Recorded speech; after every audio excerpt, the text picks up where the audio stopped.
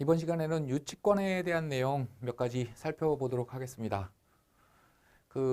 신축공사의 하수구빈이 유치권을 주장할 수 있는지, 일반적으로 우리가 건축 신축공사나 리모델링 공사를 하면 건축주한테 도급 계약을 한 도급인이 공사를 다 마무리하지는 않죠. 일부는 하청업체한테 하청을 줘서 공사가 마무리가 되는데 그 하청업체 직원들도 사람들도 공사 대금을 받지 못했을 때 그거에 대해서 유치권을 주장할 수 있는지에 대한 질문입니다.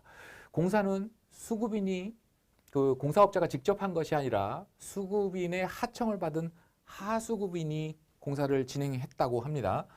도급인에게 공사 대금을 받은 수급인이, 중요한 것은 도급인은요, 그러니까 다시 말해서 건축주는, 오다를 준 사람은 원래 계약을 한 도급인한테 돈을 줬습니다. 공사 대금을 줬습니다.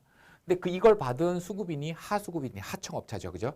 하청업자한테 대금을 지불하지 않아 현재 그 하청업자들이 건물을 점유하고 유치권을 주장하고 있다고 합니다.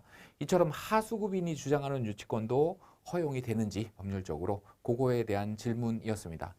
이거에 대해서 원칙적으로는요, 우리 판례는 뭐라고 표현을 하고 있냐면요, 수급인으로부터 일부 공사를 하도급 받은 하수급인들은 수급인의 유치권을 원용하여 행사할 수 있다, 이렇게 되어 있습니다. 원용하여, 이게 좀 복잡하긴 합니다만 굳이 이 원용하여라는 거는 법률적으로만 따질 때 필요한 거고요. 그냥 결론적으로는 행사할 수 있다라는 것입니다. 공사를 받지 못했다고 한다면, 공사 대금을 받지 못했다고 한다면. 근데 요 판례는요, 지금 이 사례에 원용하기는 좀 어렵죠. 그림으로 한번 그려볼게요. 토지가 있고요. 건물의 신축 공사를 합니다. 근데 도급인이 있을 거고요. 그죠? 도급인. 공사를, 오다를 준 사람이죠. 건축주라고 우리 얘기합니다. 그래서 이 공사를 수급받은 수급인이 있는데, 요 수급인이 신축 공사를 마치고 나서 공사 대금을 받지 못했다라고 한다면 당연히 유치권이 성립하겠죠. 그죠? 이런 경우에 주장하는 것이 유치권입니다. 법이 그러라고 만들어준 게 유치권이라는 물건이에요. 근데 이 수급인이 공사를 직접 한 것이 아니라 전부나 일부를 하수급인한테 하청을 줍니다. 하청을. 그래서 사실상 공사는 수급인이 한 것이 아니고요, 하수급인이 했습니다. 이런 경우에 요 판례는 어떤 경우냐 하면요, 도급인이 수급인한테 공사 대금을 지급하지 않은 경우에요. 그러면은 공사 대금을 받지 못한 수급인은 유치권을 주장할 수 있는데, 수급인 입장에서는 사실상 자기가 공사를 한 게 아니거든요. 자재도 자기가 사들인 게 아니거든요. 그러니까 에이 귀찮으니까 유치권 행사 안 해 라고 해서 자기의 권리를 포기해 버리면 결국엔 그 피해는 누구한테 가요? 하수급인한테 가겠죠. 그래서 요 하수급인은 수급인의 유치권을 원용하여 행사할 수 있다, 이런 판례인데요. 지금 질문의 사례는 요거하고는 좀 다릅니다. 어떻게 됐어요? 도급인이 수급인한테는 공사대금을 다 지급을 했어요. 그죠? 공사대금을 다 지급을 했고요. 그렇다고 한다면 하수급인은 수급인한테 공사대금을 청구할 수 있는 거지 도급인한테 직접 공사대금을 청구할 수는 없는 거죠. 그죠? 만약에 그것이 허용이 된다라고 한다면 도급인 입장에서는 이미 공사대금을 수급인한테 줬고요. 그거를 하수급인한테 또 줘야 이 부동산의 점유권을 취득할 수 있다라는 얘기인데, 그거는 도급인한테 부당한 손해가 발생하기 때문에 허용되지 않습니다. 그래서 요때 하수급인은요, 직접 청구권은 없고 수급인을 상대로 공사대금 청구를 할 수 있을 뿐입니다. 근데 이렇게 되면 우리 상법에서 규정하고 있는 유치권이 또 있거든요. 상사 유치권이라는 겁니다. 상행위로 인하여 발생된 채권을 가지고도 유치권을 주장할 수 있는 건 아니냐. 그래서 결국에는 하수급인에게도 유치권을 허용해야 되는 것이 아니냐, 이런 주장도 있습니다만, 상사 유치권을 한번 정확히 볼게요. 상인 간의 상행위로, 요게 요건입니다. 우리 민사 유치권, 우리가 흔히 알고 있는 민법에서 규정하고 있는 민사 유치권의 요건은 뭐예요? 채권이 그 물건과 관련성이 있다. 법 조문에서는 그 물건에 관하여 발생된 채권이라고 표현을 하고 있고요. 판례에서는 그 물건과 관련성이 있는 채권, 이렇게 표현을 하고 있습니다. 어쨌든 그 물건에 관하여 발생된 채권이어야 되는 요건이 민사유치권의 요건이라고 한다면, 상인 간의 상행위로 인하여 발생된 채권, 이게 상사 유치권의 피담보 채권이 될 수 있는 겁니다. 상인 간의 상행위로 인한 채권이 변제기에 있는 때에는 채권자는 변제를 받을 때까지 그 채무자에 대한 상행위로 인하여 자기가 점유하고 있는 채무자 소유의, 이게 중요하죠. 채무자 소유의 물건 또는 유가증권을 유치할 수 있다. 이게 상사 유치권의 차이입니다. 우리 유치권이 그냥 일반적으로 그 짧게 공부를 하신 분들은 민사 유치권만 알고 있고 그래서 민사 상사를 구별하지 않는데요. 분명히 민법에서도 유치권을 규정하고 있고 상법에서도 유치권을 규정하고 있는데 요건이 약간 차이가 있고요. 또 민사 유치권 같은 경우에는 근저당권 설정 후에 성립한 유치권도 성립이 되지만 상사 유치권 같은 경우에는 그렇지가 않습니다. 그건 나중에 한번 다시 살펴보기로 하고요. 중요한 거는 이 상법에서 규정하고 있는 유치권, 이 규정에 맞춰서 생각해 볼 때요. 하수급인하고 수급인하고의 하청, 도급계, 하도급 계약은 상행위로 인한 건 맞죠? 그죠? 상인 간의 상행위로 인한 거는 맞습니다. 이거는 맞는데 지금 이 부동산, 이 건물의 소유자는 누구예요? 도급인이죠. 그죠? 근데 이 상사 채권의 채무자는 누군가요? 채무자는 수급인, 요 하수급인이 채권자라고 한다면 채무자는 수급인이고요. 이 부동산의 소유자는 도급인입니다. 근데 우리 상사유치권 규정에서 분명히 뭐라고 얘기를 하고 있나요? 채무자 소유의 물건 또는 유가증권이라고 얘기를 하고 있습니다. 그죠? 그래서 상행위로 인한 채권이 있는 건 맞지만 이 부동산이 채무자의 소유가 아니기 때문에 하수급인은 이 부동산을 이 부동산에 대한 유치권을 주장할 수가 없습니다. 역시 상법상의 유치권도 허용이 되지 않는다. 이렇게 보시면 됩니다. 근데 이 질문에서는 핵심은 그겁니다. 아까 말씀드렸던 것처럼 일단은 도급인에게 공사대금을 받았대요. 수급인이. 그죠? 그래서 도급인, 건물주 입장에서는 더 이상 채무가 없는 겁니다. 이게 관건이고요. 요 판례의 경우에는 건축주가 도급인 자체가 수급인한테 아예 공사대금을 안 준 경우이기 때문에 허용된다라는 거고요. 요 질문의 경우는 이미 지급을 했기 때문에 도급인이 또 지급할 의무는 없다. 요게 이 판례와 질문의 차이라고 생각하시면 됩니다. 자, 또 하나 볼게요. 공사대금 채권이 변제기에 따른 유치권 성립 이렇게 되어 있습니다. 우리가 일반적으로 얘기할 때 여러분들 경매 공부 그중에서도 유치권에 대한 공부를 조금이라도 하신 분들은 다 알고 있는 내용이 뭐죠? 경매 개시 결정 등기 후에 성립한 유치권은 성립하지 않는다. 이렇게 알고 계시죠? 근데 정확하게는요. 경매 개시 결정 등기 후에 유치권이 성립할 수 없는 것이 아니라요. 성립은 합니다. 근데 경매 개시 결정 등기를 하게 되면 압류의 효력이 발생하기 때문에 그 후에 성립한 유치권으로는 낙찰자한테 대항할 수 없는 겁니다. 이 차이는 커요. 어떤 차이가 있냐면 경매 개시 결정 등기가 난 후에 점유와 채권이라는 요건을 확보해서 유치권의 성립 요건을 갖췄는데도 불구하고 유치권이 성립하지 않는다라고 한다면 이 경매 사건이 취하돼도 여전히 성립하지 않는 게 되는 거죠. 그죠? 그러나 유치권은 성립합니다. 다만 요 개시 결정이 난 요 경매 사건의 매수인, 낙찰자죠. 그 낙찰자한테는 자기의 유치권을 주장할 수 없다. 이렇게 해석하는 게 맞습니다. 그러니까 그 얘기는 무슨 얘기냐면 경매 개시 결정이 났고요. 그 다음에 유치권 성립했고요. 근데 이 경매 사건이 취하됐습니다. 취하되고 나서 다시 경매 개시 결정이 났다라고 한다면 요 때에 요 경매 사건의 낙찰자한테 대항할 수 없는 건데 이미 경매 개시 결정 등기 전에 유치권이 성립한 거기 때문에 이런 유치권은 요 사건의 낙찰자한테 대항할 수 있는 겁니다. 질문 한번 볼게요. 경매 개시 결정이 등기 전에 공사업자가 부동산을 점유하고 있었다. 공사업자가 부동산을 점유하고 있었다. 언제부터요? 등기되기 전부터요. 경매 개시 결정 등기로서 압류의 효력이 발생하기 전부터 점유를 하고 있었답니다. 그러니까 일단 유치권의 성립 요건으로서 채권과 점유가 있어야 되는데요. 더 정확하게 말하면 이제 결련성이 있는 채권과 적법한 점유가 있어야 되는데 개시결정 등기 전에 일단 적법한 점유는 가지고 있었던 겁니다. 그렇다고 하더라도 경매 개시결정 등기 후에 공사가 완공된 경우에는 유치권이 성립하지 않는다고 배웠습니다. 맞는 얘기죠. 이것도 딱 이렇게만 쓰면 또 안 되긴 합니다. 법률적으로는 또 여러 가지 변수가 있기는 합니다만 큰 틀에서 봤을 때는 뭐 어느 정도는 맞는 말이라고 할 수 있고요. 그러나 경매 개시 결정의 등기가 된 때를 사실의 발생이 불가능하게 된 때에 이행기한이 도래한 것 어렵죠. 요거는 나중에 요 판례를 뒤에서 좀 보여드릴게요. 이분이 공부를 굉장히 많이 하신 분이에요. 그래서 판례를 많이 보다 보니까 어떤 판례에서 이런 내용이 있으니까 이거를 여기다 원용해가지고 경매 개시 결정 등기 후에 공사가 완공됐다고 하더라도 유치권을 인정할 수 있는 법률적 근거가 되는 거 아니냐 이 질문인데 질문에서 파악하기는 좀 어려우니까요. 판례를 나중에 좀 볼게요. 사실의 발생이 불가능하게 된 때에 이행기한이 도래한 것으로 보고 유치권 행사를 할 수 있는 것으로 해석할 수 있는 것은 아닌지요. 이렇게 되어 있습니다. 이거 차례차례 한번 보도록 하겠습니다. 자, 우리 민법 볼게요. 유치권을 규정하고 있는 320조의 내용입니다. 타인의 물건 또는 유가증권을 점유한 자한테 인정됩니다. 점유한 자한테 인정된대요. 그러니까 점유를 하고 있지 않다고 한다면 그 외에 다른 요건을 충족하고 있다고 하더라도 유치권은 인정되지 않는다라는 걸 알 수가 있죠. 일단 점유 나왔습니다.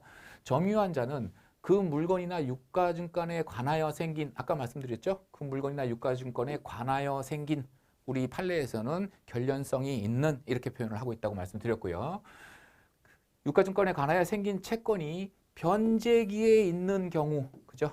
변제기에 있는 경우에는 변제를 받을 때까지 그 물건 또는 유가증권을 유치할 수 있다. 이게 유치권의 내용입니다. 그러니까 받을 돈이 있는 건 맞지만 아직 갚아야 될 시기가 도래하지 않았다라고 한다면 유치권은 성립하지 않는 거고요. 점유를 하고 있는 상태에서 내가 돈 받을 시기가 딱 됐다. 그래야 비로소 유치권이 성립한다는 얘기입니다. 얘기를 들어볼게요. 자, 공사를 시작했습니다. 착공을 한 거죠. 그래서 공사 기간이 쭉 있고요. 도급 계약서 상에 2018년 12월 31일 날 공사를 마무리하고요. 공사가 마무리되는 때에 공사대금을 지급하기로 도급 계약을 체결했습니다. 근데 공사가 쭉 시작을 하고 있으니까 일단 공사업자는 현장에 들어가서 뚝딱뚝딱 공사를 하고 있으니까 뭐는 확보한 거예요? 점유는 확보한 거죠. 그것도 적법하게. 제가 불법으로 여기 건물 소유자를 밀고 들어간 것도 아니고요. 그죠? 밤에 몰래 들어간 것도 아니고요. 그 건물 주인이 리모델링 공사 해주세요 라고 키 줬을 거 아닙니까? 그죠? 그래서 적법한 점유는 일단 가지고 있는 거고요. 물론 공사가 이만큼 중간까지 진행이 됐다라고 한다면 그거에 대한 채권은 분명히 있습니다만 그 공사 대금 전부를 언제 주기로 했어요? 2018년 말일 날 주기로 했잖아요. 그죠? 그러면 뭐가 도래하지 않은 거예요? 아직 변제기가 도래하지 않은 거잖아요. 이런 상태에서 공사 중에 2018년 10월에 경매 개시가 등기됐다. 결정돼서 등기됐다라고 한다면 이때에 압류의 효력이 발생을 한 거죠. 그죠? 이때 압류의 효력이 발생한 거예요. 그래서 점유는 적법하게 갖고 있지만 채권의 변제기는 요때고요. 그래서 비로소 요때나 유치권이 성립하는 거고요.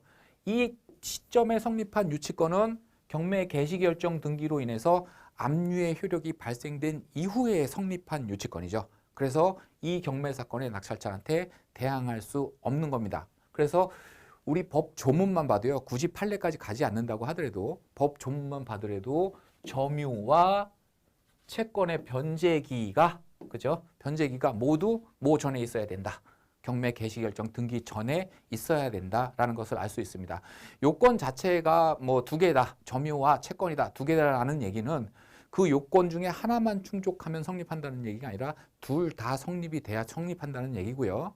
그렇다고 한다면 두 요건이 동시에 충족된 것이 아니라고 한다면 언제 충족된 걸로 봐요? 둘 중에 나중에 충족된 게 그 시점이 둘 다 충족된 시점으로 봐야 되겠죠. 그래서 경매 개시 결정 등기 이후에 점유를 개시했다거나 채권은 그전부터 있었다고 하더라도 반대로 점유는 그전부터 하고 있었지만 경매 개시 결정 등기 이후에 채권의 변제기가 도래했거나 이런 경우에는 그 경매 사건의 낙찰자한테 대항할 수 없습니다. 판례 볼게요. 공사를 도급받은 수급인이 경매 개시 결정의 기입 등기가 마쳐지기 전에 채무자에게 건물의 점유를 이전받았다 하더라도 일단 경매 개시 결정 등기 전에 점유를 하고 있었다라는 거죠. 적법하게. 경매 개시 결정의 기입 등기가 마쳐진 다음에 공사대금 채권을 취득했다라고 한다면 변제기가 지금 이 그림에서 뭐 말씀드린 것처럼 그 변제기가 경매 개시 결정 등기 이후에 도래한 것이기 때문에 이럴 때는 유치권을 내세워 경매 절차의 매수인에게 대항할 수 없다 이렇게 되어 있습니다.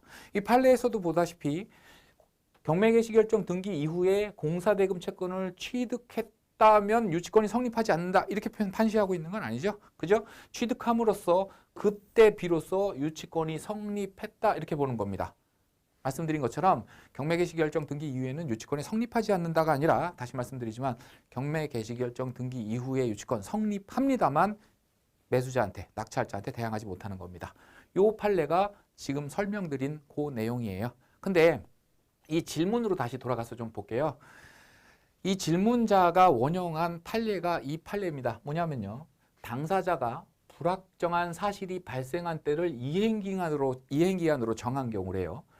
그 사실이 발생한 때는 물론 그 사실이 발생이 불가능하게 된 때에도 이행기간은 도래한 것으로 보아야 된다. 이 판례를 원용한 거예요. 앞에 그림 다시 그려볼게요. 착공했고요. 2018년 12월 31일 날 공사를 마치기로 했습니다. 근데 10월에 경매가 개시됐다고 그랬죠? 그죠?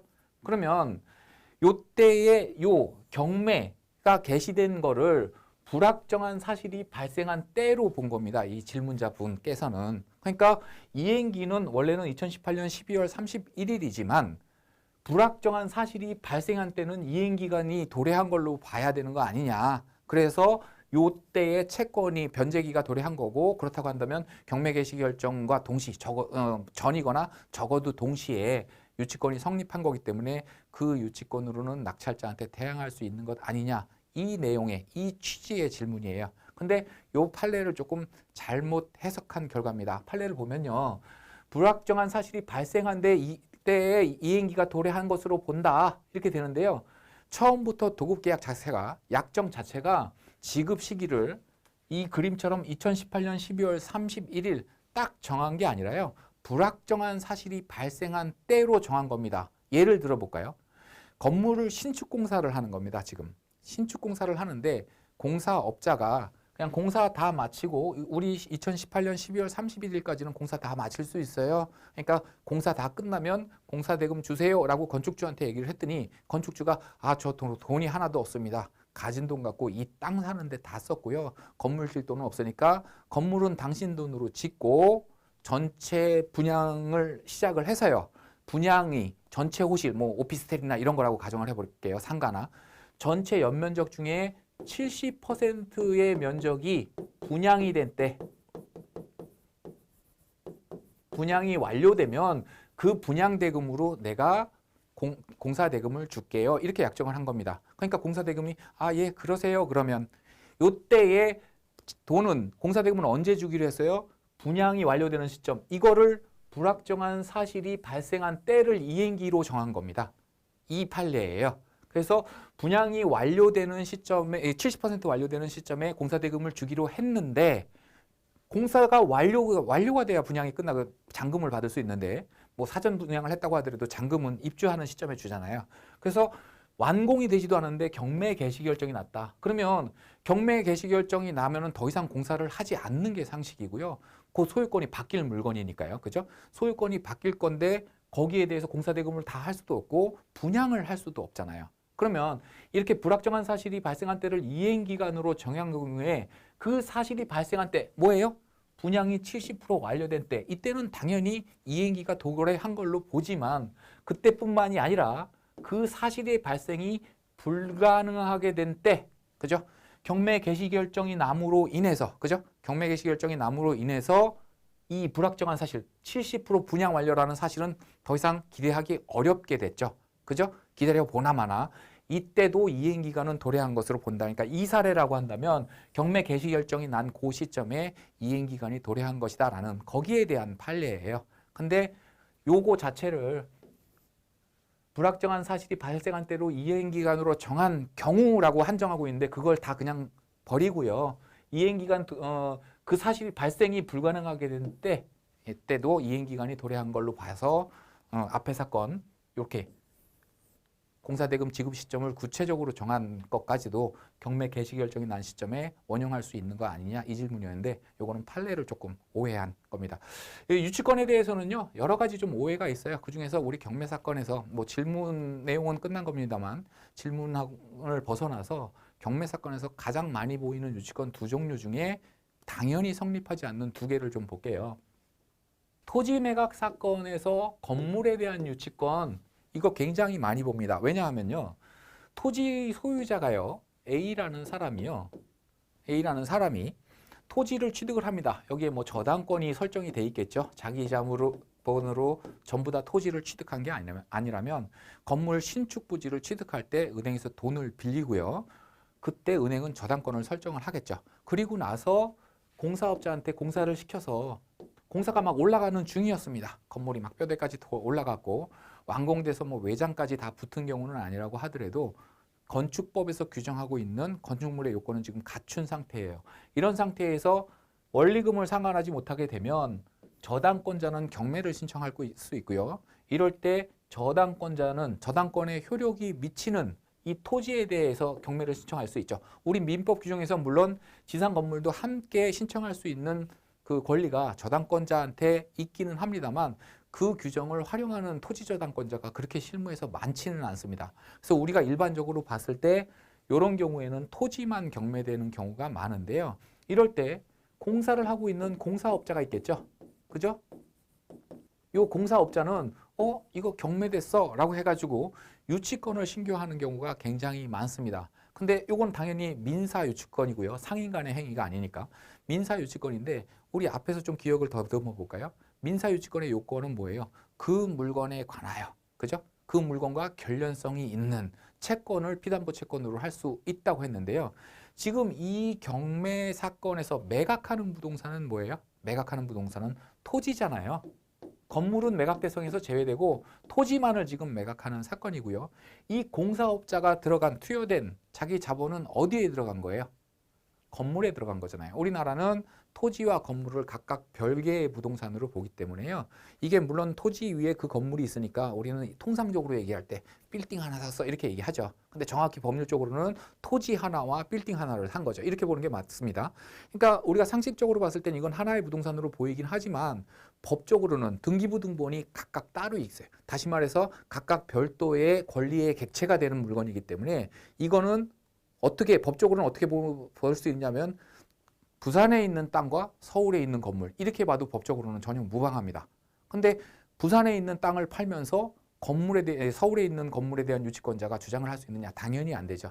그래서 이게 실무에서 가장 많이 발견되는 유치권의 한 형태라고 보시면 됩니다. 토지 매각 사건에서 건물에 대한 공사업자가 신고한 유치권. 당연히 낙찰자한테 대항할 수 없습니다.